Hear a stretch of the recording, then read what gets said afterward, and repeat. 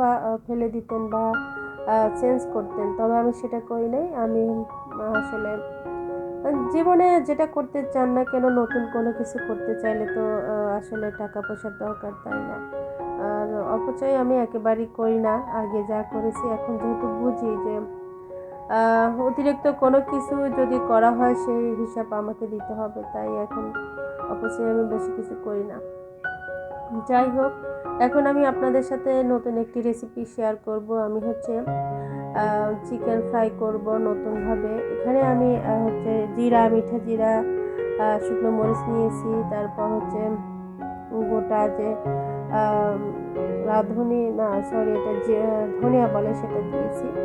আর এলাচির গুঁড়া দিয়ে আমি হচ্ছে ভাজি নাই, সেটাকে ব্লেন্ড করে নিলাম। আর এখানে আমি চিকেনের মধ্যে একটু লবণ দিব। তো আসলে এরকম করে দেখবেন, ভীষণ ভীষণ মজা হয় খেতে।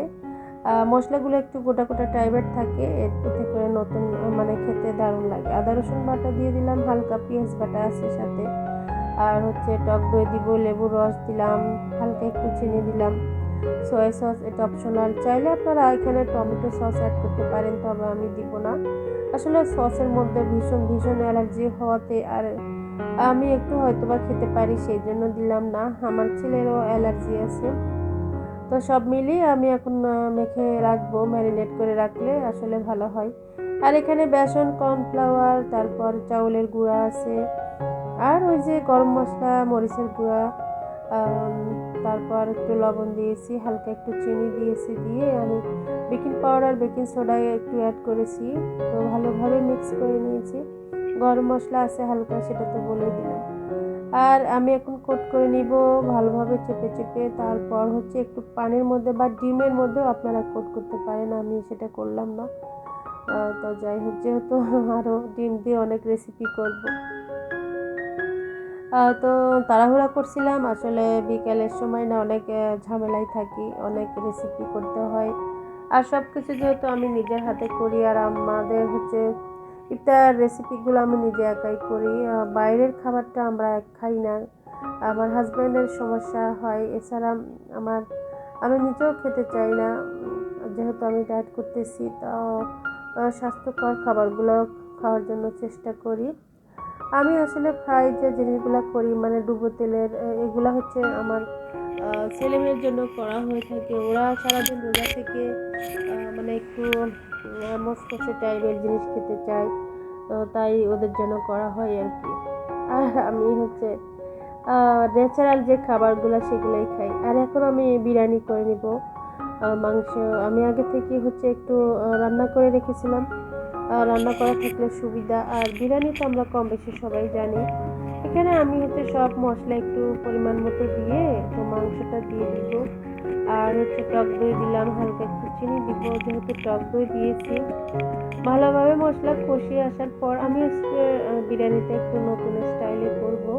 মানে গরম পানি দিব না, এই তো মাংসের মধ্যে চালগুলা দিয়ে ভালোভাবে মানে রান্না হওয়ার পর আমি একটু পানি অ্যাড করে দিব। আর গুঁড়ো দুধ দিলাম, ঘি দিয়ে দিলাম, কাঁচামরিচ দিয়েছি। চাইলে এখানে আরও অনেক কিছু অ্যাড করা যায়, আমি আসলে বেশি কিছু করব না।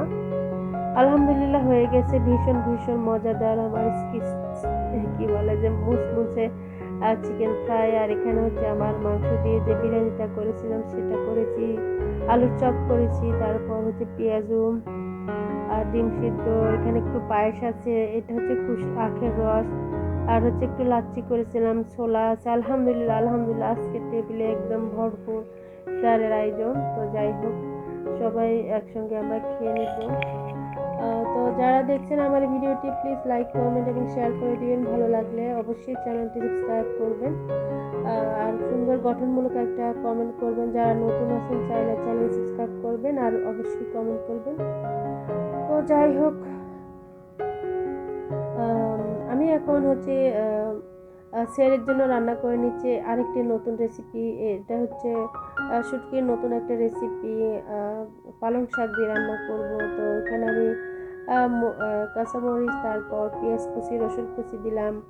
আর গরম মশলা অল্প দিয়েছি, তারপর মরিচ গুঁড়া, হলুদ গুঁড়া, কাঁচামরিচ দিয়েছি, দিয়ে ভালোভাবে লবণও দিয়েছি, আদা রসুন বাটা অল্প দিয়েছি, দিয়ে শুটকিটা দিয়ে দিয়েছি। এখন একটু পালং শাকটা দিলাম, হালকা একটু চিনি দিলাম, এই তো হয়ে গেছে হচ্ছে আমার পালং শাকের রেসিপি। এরকম করে দেখবেন মানে শুটকি দিয়ে রান্না করে এত মজা লাগে। আসলে আমার মনে হয় সবসময় একই রকম রান্না খেতে কারো কাছে ভালো লাগে না, তাই একটু নতুন স্টাইলে রান্না করলে ভালো লাগে, তাই না? সবশেষে একটু ধনিয়া পাতা অ্যাড করে দিলাম। ভীষণ ভীষণ মজার একটি রেসিপি, অবশ্যই ট্রাই করবেন আর আমাকে কমেন্টে জানাবেন। আর এটা হচ্ছে সিমের বিচি দিয়ে নতুন আরেকটি রেসিপি। তো যাই হোক, কোথায় কোথায় ভিডিও শেষ পর্যায়ে চলে এসেছি। সবাই ভালো থাকবেন, সুস্থ থাকবেন, দেখা হবে, কথা হবে নতুন কোনো দিনে নতুন কোনো গল্প কথা নিয়ে। তো ততক্ষণ পর্যন্ত সবার সুস্বাস্থ্য কামনা করে আমি আমার ভিডিওটি এখানেই রাখছি। তো অবশ্যই অবশ্যই কেমন লেগেছে আমার আজকের ভিডিওটি কমেন্ট করবেন। আর যারা এখনও